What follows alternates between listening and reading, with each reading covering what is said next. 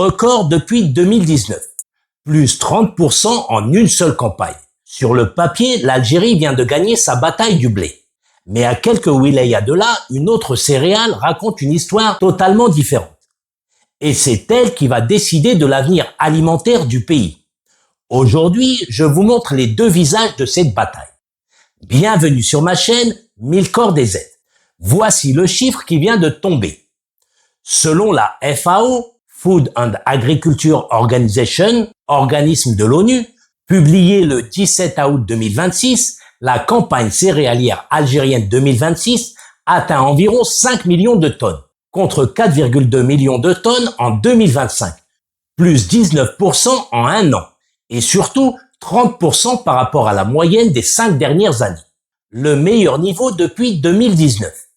Et ce n'est pas une source isolée qui le dit, parce que 3 organismes sur 3 continents différents viennent de confirmer la même trajectoire. Et ça, c'est rare. L'USDA, le ministère de l'Agriculture américain, plus prudent, avance 4,65 millions de tonnes. 3,2 millions de tonnes de blé en hausse de 7% et 1,35 million de tonnes d'orge en hausse de 13%.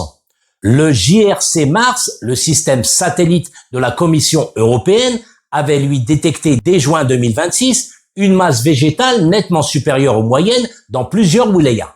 Le FAO, l'USDA, les satellites européens, 3 méthodologies, un seul verdict. Cette récolte est historique. La cause est limpide. La pluie, le retour des précipitations abondantes dès décembre 2025 a permis de rattraper un retard de semis qui menaçait toute la campagne.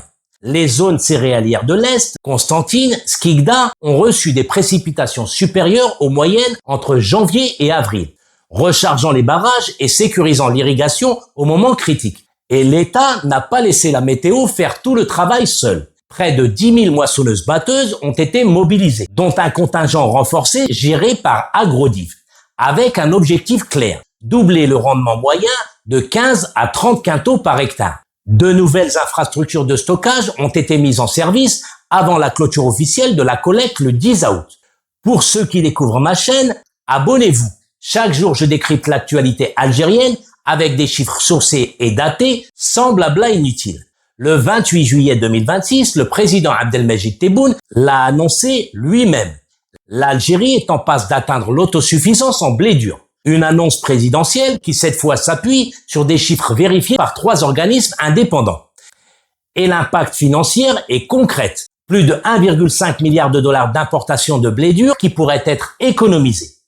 Mieux, l'Algérie pourrait entraîner toute la région dans son sillage. Selon le rapport d'août 2026 de WASD, organisme du ministère de l'Agriculture américain, chargé d'estimer les cultures mondiales, les importations de blé de toute l'Afrique du Nord, Algérie, Égypte, Libye, Maroc, Tunisie vont chuter de plus de 6 millions de tonnes en un an, portées par une hausse régionale de production de plus de 32,6%. Une dynamique continentale et l'Algérie est en première ligne.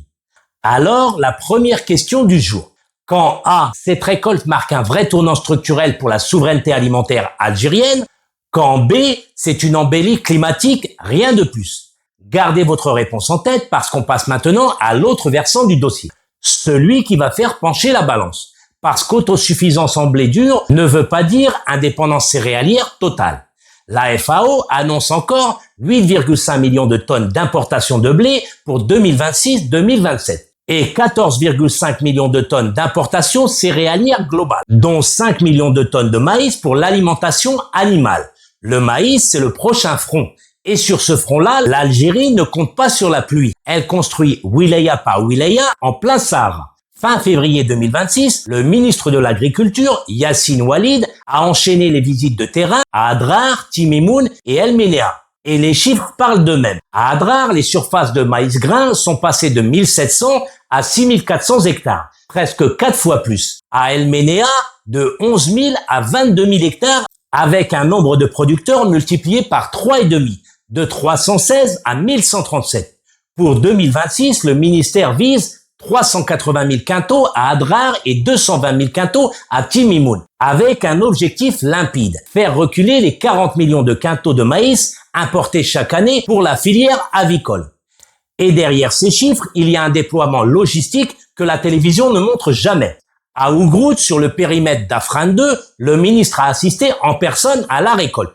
Pour cette seule opération, 50 camions, 28 moissonneuses-batteuses, 7 séchoirs et 7 unités de stockage mobilisées par l'Office national des aliments de bétail avec un convoi continu vers l'unité de Bouktob. Les investisseurs du Sud se sont équipés de semoirs modernes et de moissonneuses Sampo, avec des becs cueilleurs importés d'Allemagne.